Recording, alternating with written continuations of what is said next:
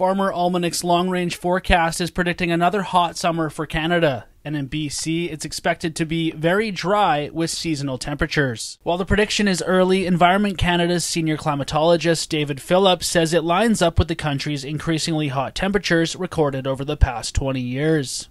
12 of the warmest summers in British Columbia, 9 occurred since the year 2000. I mean, that truly tells you what the trend is.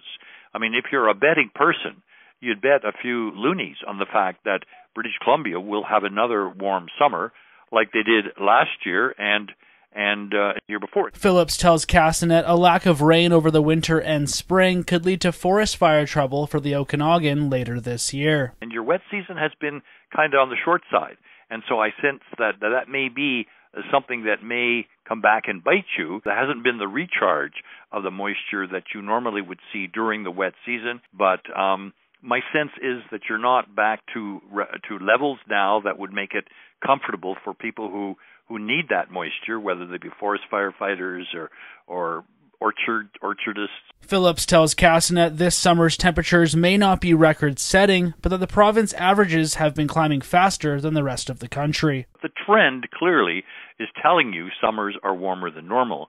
In fact, if we take a look at the last 75 years, summers have warmed in British Columbia, but if you take the province as a whole, summers are about 1.6 degrees warmer in that trend over 75 years, which is certainly a lot more than the global average. The global average is probably 1.1 over the last 130 years. So, but British Columbia has really been almost twice as much in half the time. It was just 2 summers ago when heat records were recorded all across BC, including Kelowna, where it hit 44.6 degrees in June of 2021.